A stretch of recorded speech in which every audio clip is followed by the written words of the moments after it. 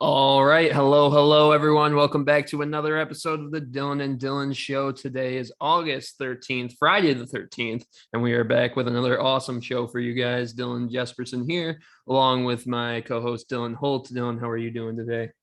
Doing fantastic.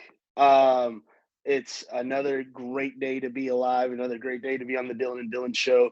I've got some fun August 13th little tidbits in the world of sports. August 13th, 1979, the legendary Lou Brock became the 14th MLB player to ever hit 3,000 or have 3,000 hits. So that was a fun little tidbit. And then a little bit more recent history, August 13th, 2008, Michael Phelps won 3 gold medals in Beijing, all of which he did in world record time. So there's some fun August 13th little tidbits in the world of sports. But yeah, excited for a fun day. Didn't see any notable birthdays, but I'm sure there's some out there that I just missed. But yeah, August 13th, very cool day in the world of sports. Awesome stuff as usual. Interesting stuff there for sure. I know there's some Friday the 13th weird sports stats out there, but we will move forward here. Reminder to follow Television Sports on Spotify and Apple Podcasts and subscribe to the Dylan and Dylan Show on YouTube. That way you guys will never miss an episode. Last night, us baseball fans got to experience a baseball game like no other as the MLB hosted a game between the White Sox and Yankees near the original Field of Dreams field from the 1989 movie starring Kevin Costner. The game itself was a thriller as the White Sox blew a lead in the top of the ninth to set up Tim Anderson to hit a walk-off home run into the corn. It was an awesome game into the corn, fireworks to celebrate as the White Sox got an awesome win in an awesome field. And that got us in the mood for this week's Out of the Box topic, which we will be doing our all-time favorite sports movies in the fantasy draft. Field of Dreams is obviously one of the most iconic sports movies and sports or iconic movies in the sports genre. And we'll try to come up with our best lineup of sports movies that we can here. And I think there's some really good picks and it's probably some ones we'll be fighting over as well. So I'll throw it to Dylan as usual. Do you want the first pick or do you want the second and third picks this week? I thought this week we could flip a coin. I've got a nickel. I'll let you pick head or tails. I gotta go with tails. All Tails, right, tails. it's tails. What do you want? I'll take the second and third picks. You can have the first. All right, here we go. The first pick in the sports movies draft. I did not want the first pick, but this is what the coin does to you. I put myself in this situation. I'm gonna go with it's a more recent movie. But it's a later entry in another franchise, another sports movie franchise. I'm going to go to 2015's Creed, starring Michael B. Jordan. It's a later entry in the Rocky series of films, which I absolutely love the Rocky movies. I think Creed's the best one. That might be a controversial take, but I just think it's so well done. Michael B. Jordan is an absolute star. He does a fantastic job as the son of Apollo Creed. That movie is just a thrill ride the whole time. Get to see Rocky in an old age training Apollo Creed's son. Absolutely love that movie.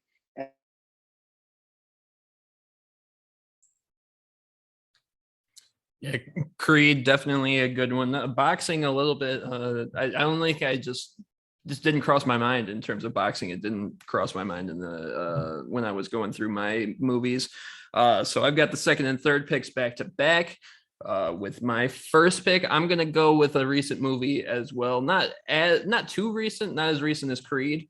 But there's a few criteria that I have for sports movies. They've got most of the time I like a real story. It doesn't have to be. It's not a deal breaker. But the real deal breaker is the sports that have shown need to look good.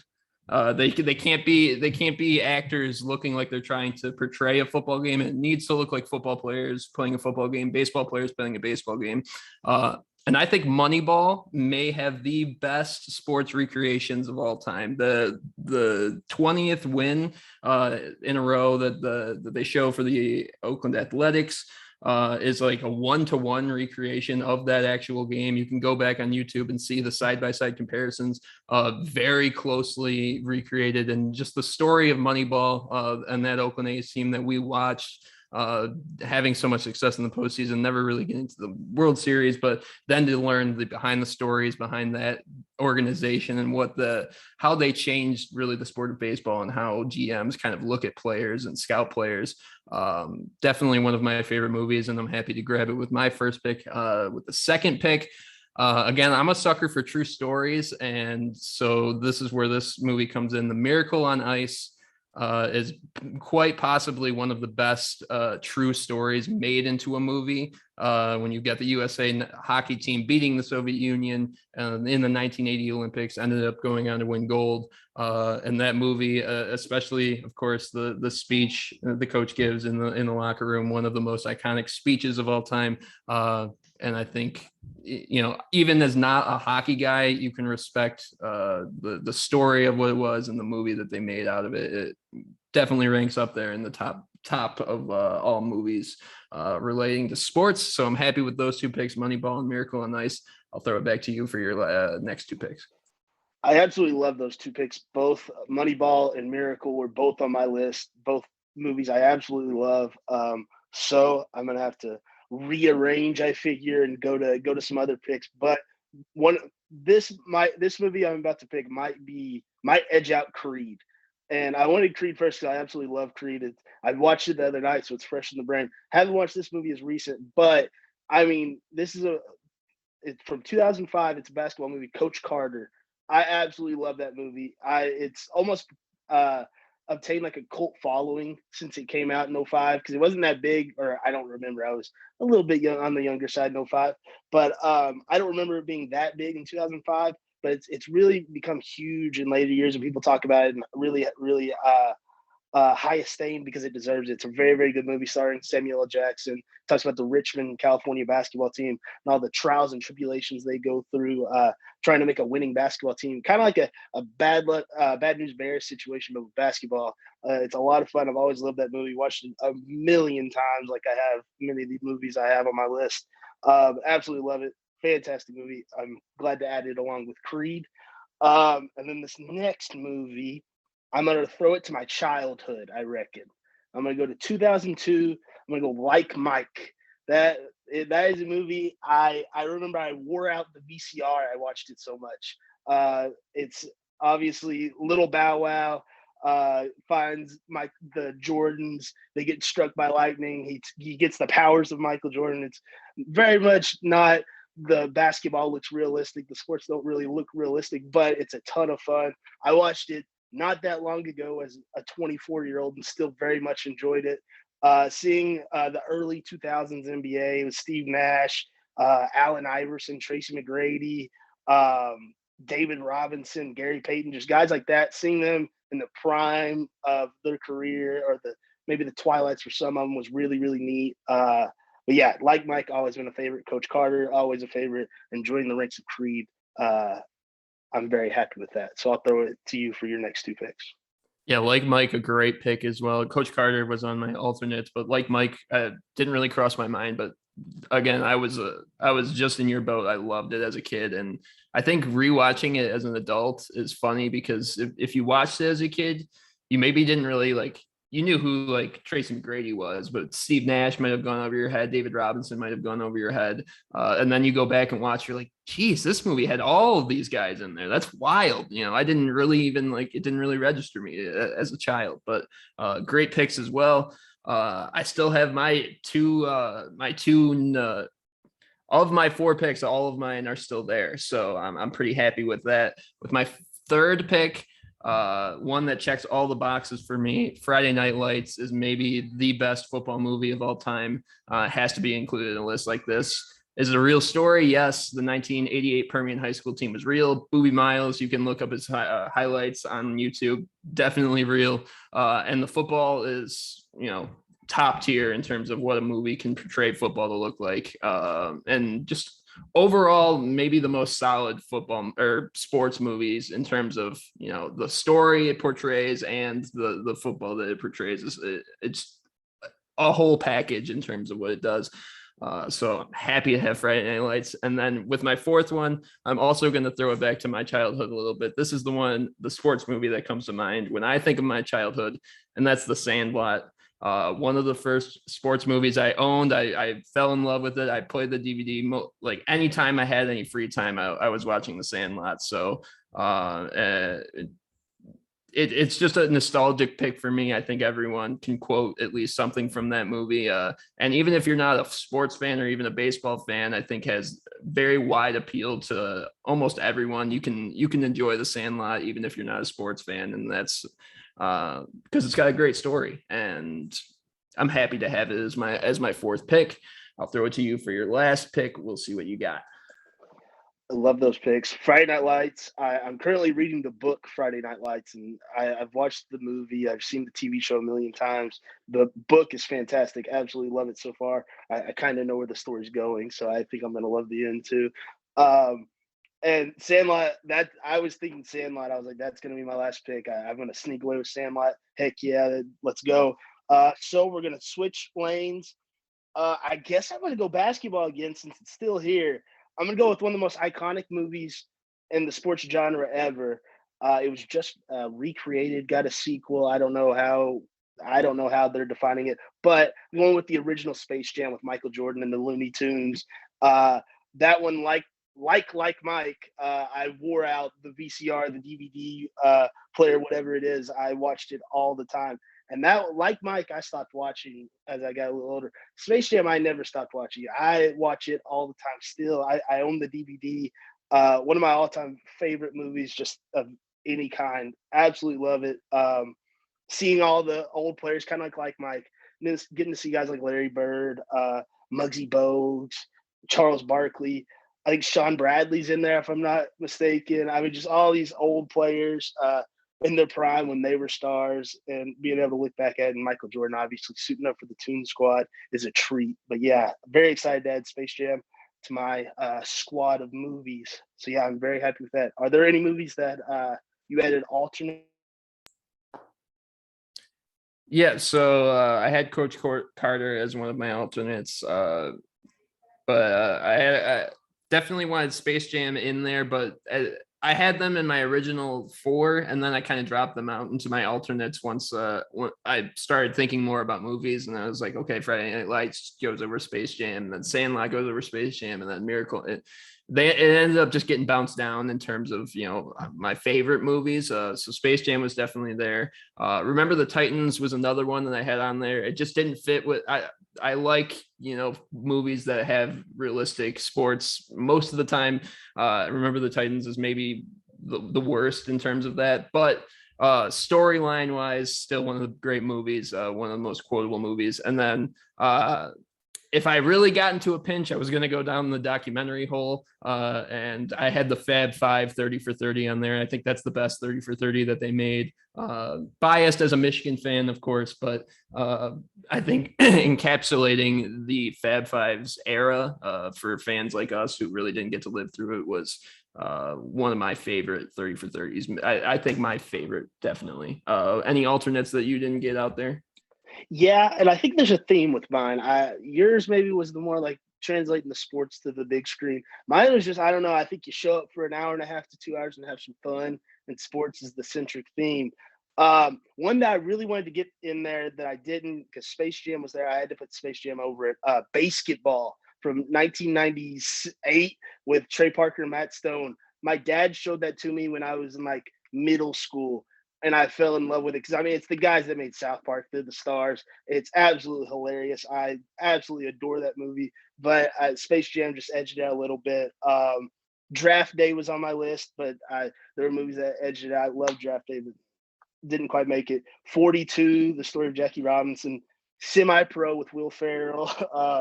Bend It Like Beckham is a movie that came out in the early 2000s. I really, really enjoyed it. I got to see it my senior year of college in a sociology class. It has Keira Knightley in it. Very, very good movie. Should check it out if you haven't. And then like the Bad News Bears, Happy Gilmore, Dodgeball. And then if I was really in a pinch, I was going to go with Talladega Nights for all my NASCAR fans out there. It's a sport. I was thinking about going with it. But yeah, I had quite a few alternates. Absolutely love sports movies. I'm very happy with the four I got.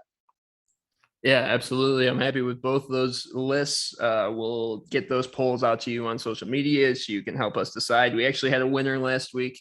I think I got the dub on Twitter last week, so we'll probably move it to Instagram this week. We'll kind of interchange which social media platform gets the polls.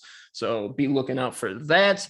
You can help us decide which team or which movie lineup you would rather see. We will move forward now. There's no doubt Dylan and I are getting hyped up for the football season. We thought it was about time for us to get into some previews of the college football season coming up. We will be giving a preview of each of the 5 Power 5 conferences this season as the season approaches. But we will start this week with the Pac-12 and the Big 12 conferences.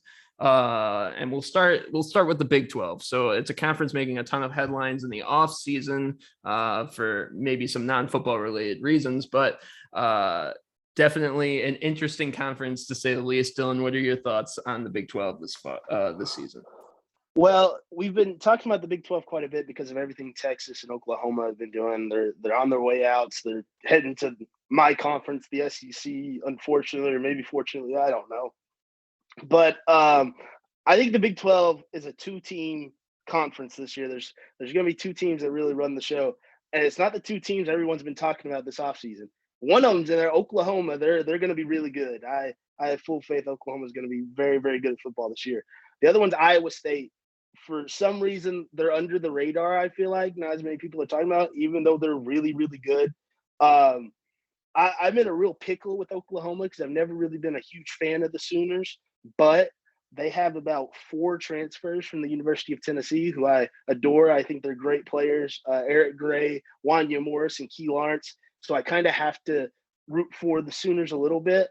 So I'm looking forward to that, I guess, because Eric Gray – in his 2 years at Tennessee, became one of my favorite players to ever put on the orange and white.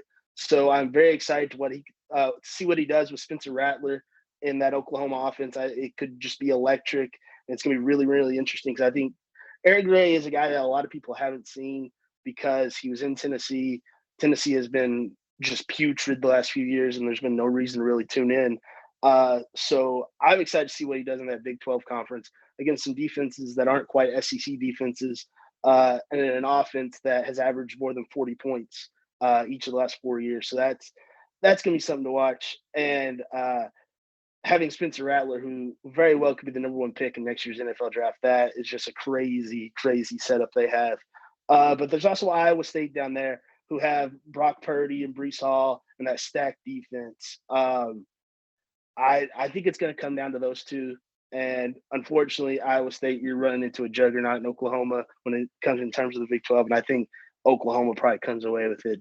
I'm not going to say easily because I think Iowa State's going to give them a run for their money, but I think it's still Oklahoma's conference. And it'll probably be that way until they're in the SEC. What about you? What do you think about the old Big 12? Yeah, I echo a lot of your thoughts.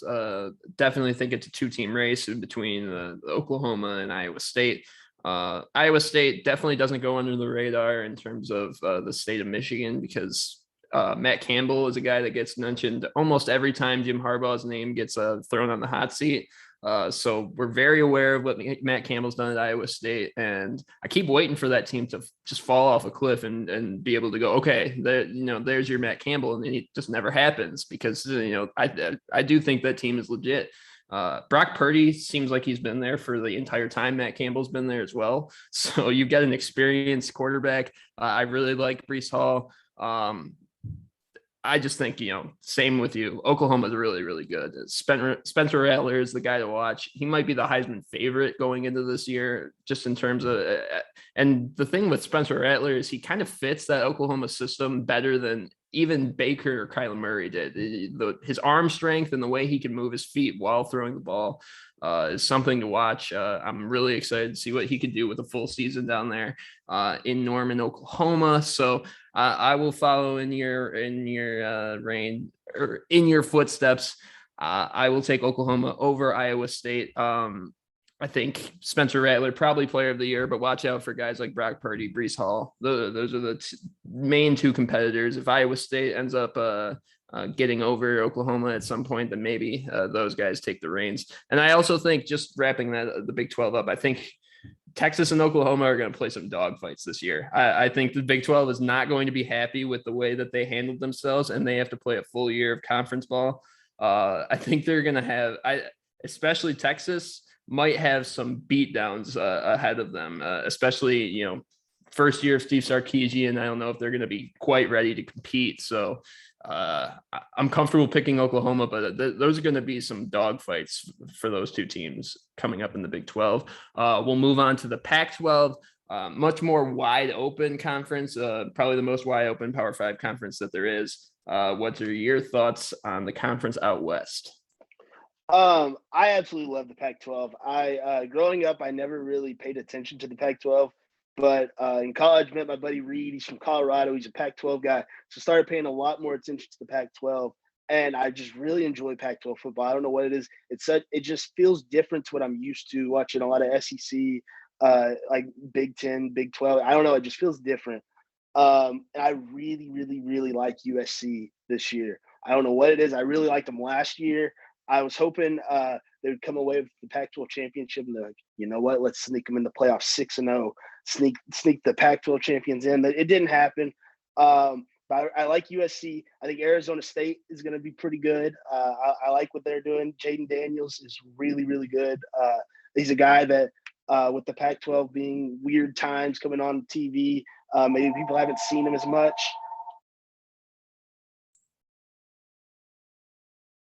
Oh, you muted yourself.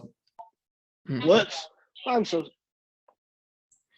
USC is one of those interesting teams that just you never know if they're going to be ready from LA or not. They've got that guy in Keaton Slovis as their quarterback, and it's going to be interesting to watch. Yeah, Keaton Slovis is a guy that I found myself admiring watching him play last year, because I think he does a really good job, and he got put in weird situations his whole time at USC. He's been put in weird situations. He's been the guy when the guy in front of him goes down. They're like, "All right, Keaton, go in here. It's your team now. Try to bring us out of this hole," and he's done it. He's played really well his whole time as a Trojan. But I don't think the team goes as Slovis goes. I think the team goes as Drake London goes. He is a stud. He plays basketball and football at USC. He's a wide receiver. And I can't remember who they were playing. It might have been Arizona State last season. But I just remember turning it on, and Drake London was just all over the field, whether it was a jet sweep, catches over the middle, deep balls, whatever it was. They were looking at Drake London over and over and over again. They can get the ball in his hands. They're going to be dangerous. And, I mean, it's USC. They've got playmakers all over the field. They've got big guys all over the field. They're bringing in the number one player in the country, Corey Foreman, a defensive end. I'm sure he'll make an immediate impact. But yeah, I really like USC, which is crazy because you think like they should be like this Goliath type figure in your head, but now that the USC, I don't know, they're fun to root for. But I think they're going to have fights with Arizona State and Oregon. Like I said, Oregon, that defense, or all everyone's wanted to talk about with Oregon over the past decade was that offense, that Mariota, LaMichael James, DeAnthony Thomas. Kayvon Thibodeau and Justin Flo are grown men. I don't know exactly how old they are. They'd be like 19 to 20 range. They look like they're NFL players, and that's quite a bit younger than most NFL players. They're scary looking dudes. And Caden Slovis and Jaden Daniels are not going to enjoy playing against Oregon because they're going to be all up in the grill. I think when it comes down to it, the Pac-12 championship, it's probably going to be Oregon and USC. And I'm going to go with the Trojans. I'm riding with them. I'm gonna do that peace sign. I'm not sure what it means. I know they do it though. But I'm excited to see what the Trojans do. Caden Slovis and Drake London. I'm hatching myself to the bandwagon. I'm excited to see what happens. What do you think about the old Pac-12? Yeah, so USC has a weird spot in my brain in terms of a sports fan. I think USC is the toughest team to really form an opinion on early, because a lot of the times you got the LA media who's trying to sell you on USC. I think for maybe 4 or 5 years now, Colin Cowherd has just crowned the USC quarterback in the preseason, and whether they've done well or whether they've done poorly, it's just, it's tough to gauge really how good USC is, because I feel like they're always hyped up going into the season. I do think Keaton Slovis is very good, and I think he will be, the step forward that USC needs. I just think the Pac-12 champion is going to come out of the North this year, and I think it's going to be between Oregon and Washington, whoever wins that game. I'm going to be able to see Washington up close and personal early this year, because they're going to be in Ann Arbor in week 2. They have a Michigan player in Giles Jackson on their squad. He's really fast. He can be a return specialist, but also that slot receiver kind of guy that can really, I think he's going to flourish in the Pac-12. But I still think Oregon is the favorite. And like you said, the defense is really, really good. And I really like CJ Verdell. The running back, he's only 5'8", but he has a chance to break basically all of Oregon's records because of that extra year of eligibility that they've given to all the players for last year. He's already at over 2,500 yards in his career, and he's eligible as a junior this year. So 2 more years to get past guys like the Anthony Thomas, Michael James on the all-time rushing list. So I'm a really big fan of CJ Verdell. I think he's going to have an awesome year.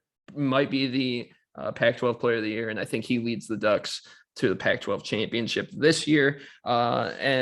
Unfortunately, though, I do think that the Pac-12 is going to be the Power 5 conference left out of the playoff this year. There isn't a dominant team. You kind of need that dominant team to grab the headlines, or at least have another team to upset that team and then take their spot. Without that in the Pac-12, it just kind of seems too open up, and I expect whoever wins to at least have 1 or 2 losses. So I think the Pac-12 gets left out of the playoff this year, but Oregon's on the right track. I think USC is on the right track, and that's great for the Pac-12.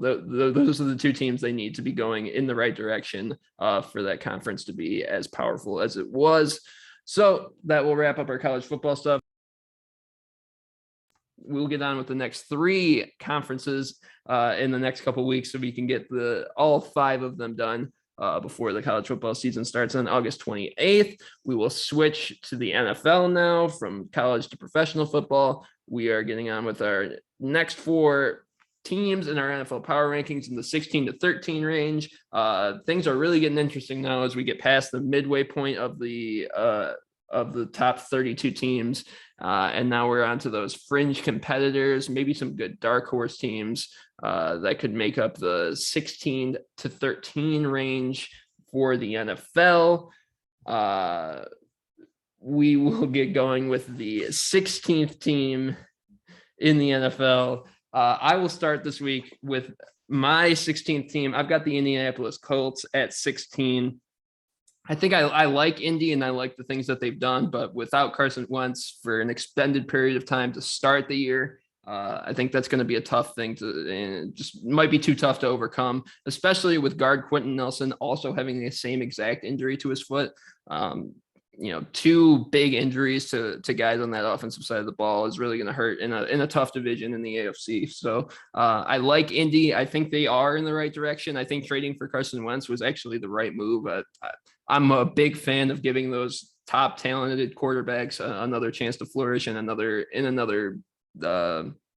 system, in another place. So I think Carson Wentz will break out in Indy, but the injury kind of sucks, and it just bounces Indy down to 16 for me in my view, where they're at now. Who do you got at 16 in your power rankings? At 16, I'm going to be taking the 16th spot to South Beach with the Miami Dolphins. I really like the Dolphins. I think they're about a year or 2 away from being really good. They got a really good defense. A lot of things, like I said about Washington last week, I think they're kind of the AFC version of Washington. They're just not quite there yet, but they might have their quarterback. Tua might be the guy. I think we'll find out more about if Tua is the guy this year. As we'll see how he fits in that offense with Jalen Waddle, getting him from Alabama in there, getting some familiarity with that offense and Brian Flores. I think the Dolphins maybe just quite aren't there yet in a division that's got one of the best teams, and they also have to deal with the Patriots, who knows how they'll be. I think the Dolphins are right around the mid mark. They could make some noise. They might not. Who knows? They're very hard to rank in my mind. I really like them. I just think they're right there at that middle mark, 16. I feel comfortable putting the Dolphins there. Who do you have at 15? Yeah, these teams get more and more challenging to rank because, especially past the halfway point, these are teams I like and I think could be competitive this year, but also at the bottom end of competitive. And you mentioned this team for my 15th team, and it hurt me to put them this low. I've got New England at 15. And I really think it just surrounds around the quarterback situation. I really like the offseason moves they made. I think that team is on the up and up. And when you've got Bill Belichick, anything is possible for sure. But the most important position on the floor is your biggest question mark coming into the year.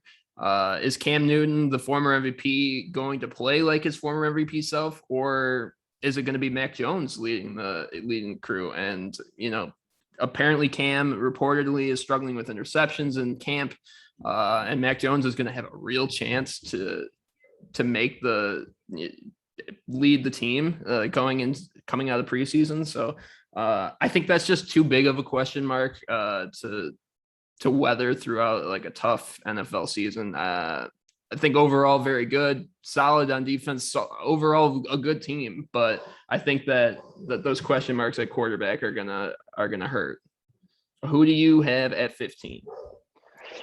At 15, I am going out to the AFC West with the Los Angeles Chargers. They're a young team. They were very good last year with Justin Herbert with his first year under center. They've got a lot of really fun talent at the wide receiver position with Mike Williams, Keenan Allen. They've got a young defense. They've got a stud with Joey Bosa at defensive end. I just think they're in a really good division. There's a lot of good teams in the AFC that are coming up kind of out of nowhere, it seems like. And they had a good year last year. A lot of people think they might take this next step. I don't know if they're quite ready for that. I think kind of in the same boat as the Dolphins. That's why I have them so close to each other. The Chargers might be in a little bit better situation because it seems like Herbert is going to be that guy. Herbert was really, really good last year as a rookie. But I think they might just be a little too young. But who knows? They might take that step. Like we said, it's hard to judge these teams because they are good. I like the Chargers. I like the Dolphins, but I think they're right around the middle in the fact they could be competitive. They may not. Who knows? But yeah, I've got the Chargers at 15 out in LA. Who do you have at 14? So my 14th team, I'm going with the Arizona Cardinals, a team we will see for the first time tonight. They've got a preseason game against the Cowboys tonight. But the Cardinals season last year was a tale of two teams as they dominated in the first half and then just completely collapsed in the second half. I like the stars that they've acquired. I think they're going to be better on the defensive side of the ball, obviously. But it all comes back to, what are they going to do with Kyler Murray in that offense?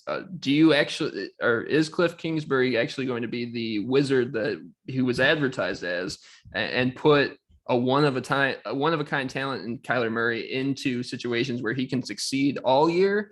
Or is it going to be more like the second half of the year where they're kind of just, putting Kyler back there and saying, go make plays for us. And hopefully it works out. I'm hoping it's the former and that the Arizona can take a leap this year because I really, really like Kyler Murray. I think he is, like I said, a one of a kind type talent at quarterback. And I hope they can take a leap this year. They going out and getting JJ Watt obviously makes you more interesting and exciting, but it all comes back to what happens on offense. And if they just throw Kyler back there like they did kind of in the second half last year, I think that it's just going to be, another middle of the road type season. But they could really make a leap this year if they have some good game plans in mind for what they can do on offense. What do you think for 14? Where you got at 14? At 14, I've got a team that you mentioned at 15, the New England Patriots. I echo a lot of things you said. There's no telling what could happen with Bill Belichick and those boys in blue up in New England. Cam Newton might be Carolina Cam Newton. He might be Auburn Cam Newton. He might be New England Cam Newton, which has not been very good. And we might see Mac Jones suiting up. It's a lot of mystery in New England, which is nothing new. They like to keep things close to chest up there. The thing that I'm not sure about is they made a lot of really good signings in the offseason. They added Jonnu Smith and Hunter Henry. They added guys on the defensive side that are going to make an impact. They had all that cap space. So I don't know. If they can get figured out between Cam and Mac Jones, they could definitely compete for a wild card spot. I don't think they're going to compete for the title in that division, though. That I think the division's pretty locked up with one team that's going to come much later in these rankings. But yeah, I think The Patriots are a lot of question marks. They're not like the Dolphins and Chargers that are young with question marks. They're what in the world is going on with New England? Who are they going to play quarterback? Is Cam Newton Cam Newton? Are they going with the rookie? Is N'Keal Harry getting traded? What is Bill Belichick thinking? A lot of question marks, but it's the Patriots. So they've been doing this for 20 years, and they'll find a way to win games and make it interesting in November and December. But yeah, Patriots coming in at 14. Who do you have at 13? Yeah, I think a team, any other team with that many question marks would be way farther down on the list. But to have the Patriots right in the middle of the pack with that many question marks just shows the respect we have for Bill Belichick and that organization. At 13, another organization and another coach I have a lot of respect for in the Pittsburgh Steelers and Mike Tomlin. And their quarterback, shout out to Ben Roethlisberger for still grinding out NFL seasons at this point, age 39. 18 years in and still going to be the starter for day one for the Steelers. Just awesome. And I thought the Najee Harris pick was awesome. Fits the Pittsburgh Steelers to like a glove and is, I think, going to be a solid running back for years to come there. They got to get TJ Watt re-signed. I saw he was holding out until he gets re-signed, and that's expected. He deserves a big contract. As much as I shout out Ben Roethlisberger, I think a big part of it's just going to be how does that offense mesh at age 39 for Ben Roethlisberger? Can he get guys like Najee Harris going early in the year, and can he keep guys like Juju Smith-Schuster involved while doing that? I think it's going to be a little bit tougher. I like the Steelers. I have a lot of respect for that organization, but 13 I think seems right. They could. A lot of it's going to depend on, what Najee Harris does and then what Ben Roethlisberger can do at age 39. I think, he's been solid his whole career, but he could get hurt and then all of a sudden the Steelers look pretty bad. So I feel confident putting them right around 13. They could be pretty good, could be pretty bad. Don't really know. But what you got wrapping up your list at 13, who you got at 13? Before I get to 13, I have to make my Steelers comment. The Steelers pissed me off because last year, for the first part of the year, they looked unbelievable. Looked like the greatest offense ever. Big Ben couldn't miss a throw. The defense, no one could score points on them. And they did that about until they played the Titans. They got through the Titans game. They beat us pretty good. They got a nice lead. The Titans made a little bit of a comeback, but they beat the Titans pretty easily. And then they just weren't the same Steelers. They kind of like fell apart, and they struggled kind of the rest of the year. So that was kind of frustrating for me last year watching. I paid a lot of attention to the Steelers. That's my dad's favorite team, has been forever. The Steelers aren't coming in at 13 for me, but they're a team that will be coming soon, and they frustrate me, and I fully understand them at 13 because you never know what you're going to get. Are you going to get old man Big Ben, or are you going to get Big Ben that's going to come to win games and look incredible? So yeah, the Steelers are something else. Fully understand them at 13. My 13th team is another legendary franchise that I think the theme of these picks for me this week are just question marks, whether it be youth or the Patriots, all the questions with the Patriots. And 13, this team has a lot of question marks, whether it be injuries from last year, quarterback, a lot of things like that. And that would be the San Francisco 49ers. I just think there's a lot of things that could go right, and they could be right back where they were 2 years ago fighting for a Super Bowl. Or it could be like it was last year and doesn't go well at all because they can't pick a quarterback. They don't know if they want to go with Jimmy G or they want to go with Trey Lance out of North Dakota State. What's going to happen? They're in a very, very good division. You just mentioned the Arizona Cardinals, who I have a little bit higher up on my list.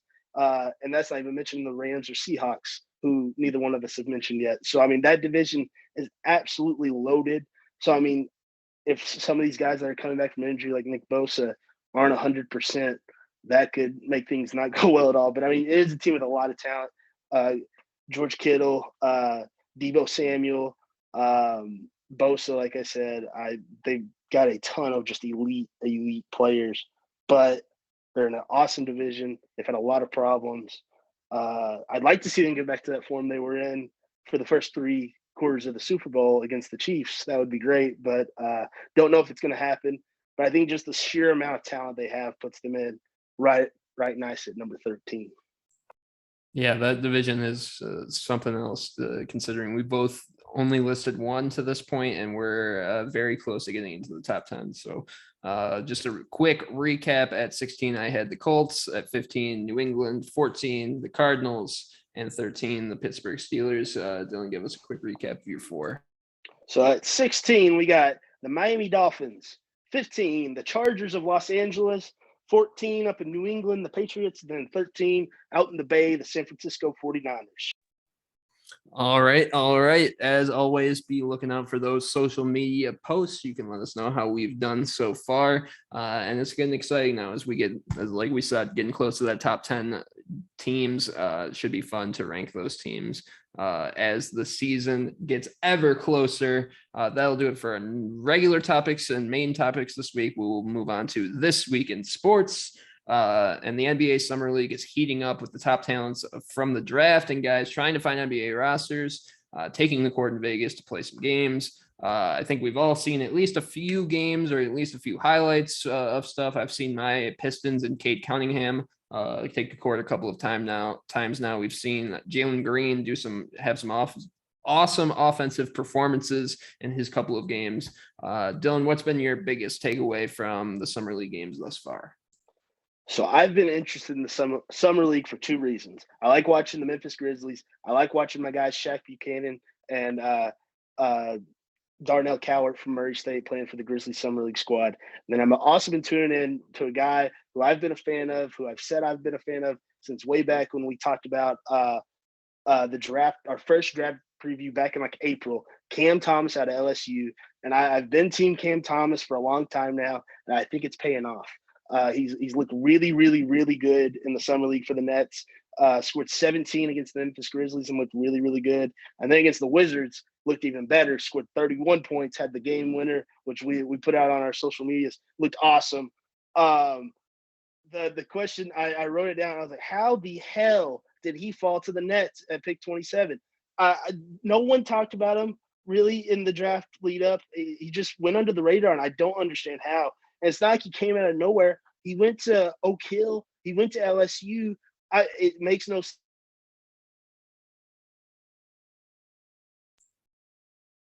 Think we lost your audio again, Dylan. I'm sorry, but yeah, Cam Thomas, that game winner from him in that game was one of the best things I've seen from the summer league thus far. I want to see more of those, sudden death overtime games because it gives the summer league a little bit extra feel, a little bit extra emotion to it. So that Cam Thomas buzzer beater, and I agree, Cam Thomas was overlooked in the draft. He did amazing things against my Michigan team in the tournament. So I know how talented he is as a scorer. He's young, but he's gonna do some things in Brooklyn this year. There's no doubt about it. My biggest takeaways thus far, I've loved Jalen Green, to be honest. It's tough to, as a team, my team had the number one pick, and I'm going to love all over the second pick. But I think he's maybe the most mature scorer I've ever seen coming in as a rookie. The way he gets his shots off with the small windows that he has and the leaning shots that he can make with basically from any distance. I've never seen a rookie be able to do that. And I think that's just showing like that G League route is looking more and more enticing now with how Green and Kuminga have played in the summer league. I think they've both looked the most NBA ready of any players. Doesn't mean Cade and those other guys won't be good, but I think Green and Kuminga have stood out for just how NBA ready they are. And I just want to give out shout out to Shawnee Brown from the University of Michigan. He got a contract with the Lakers, which is an awesome thing to see. It was kind of a question mark when he went to the draft, but happy to see him find a spot in the NBA. The Lakers obviously need some young bodies there. So getting a 3-and-D guy like Shawnee Brown. They also signed Mac McClung out of Texas Tech. So a couple nice signings for the Lakers out of the summer league. And those are the cool stories that I'm also watching from the summer league. I love watching these guys that go undrafted that end up finding spots in the NBA just through a couple summer league game performances. I love it. I'm always rooting for those guys. A bunch of Michigan guys out there: John Teskey, Iggy Brazdeikis, Franz Wagner, obviously. bunch of guys out there doing their thing in the summer league, hoping all of them find at least some G League contracts or something like that. So they can stay in the great sport of basketball and in the NBA here. So maybe we can catch them at a game sometime soon. All right. That will wrap up that. Lastly, we're looking forward to some more action over the weekend and this coming week. Dylan, what do you have on your docket for the upcoming days? Well, on ESPN right now, we've got the Little League World Series. That's heating up. I've kept my eye on that. Absolutely love that every year when it comes on. Preseason football, the Titans take on the Falcons tonight. 1,000% watching that. Excited to see the Titans play. The Cardinals are headed to Kansas City to play a series. So this weekend, hopefully they can get a couple wins, extend their 3-game winning streak after their sweep of the Pirates in Pittsburgh. But yeah, some baseball, whether it be Major League or Little League, and the Titans and Falcons preseason. That's what's on the docket for old Dylan Holt. What about Dylan Jesperson? Yeah, I'm very similar to you. We talked last week that the Tigers were going to be close to that second place spot. Didn't go well against Cleveland, but then swept the Orioles, so they're now tied for second place with the Cleveland Indians. And we start a 3-game series with Cleveland today. So the winner of that series will be in second place of the AL Central, in sole possession of the second place of the AL Central. So definitely going to be tuned into those 3 games.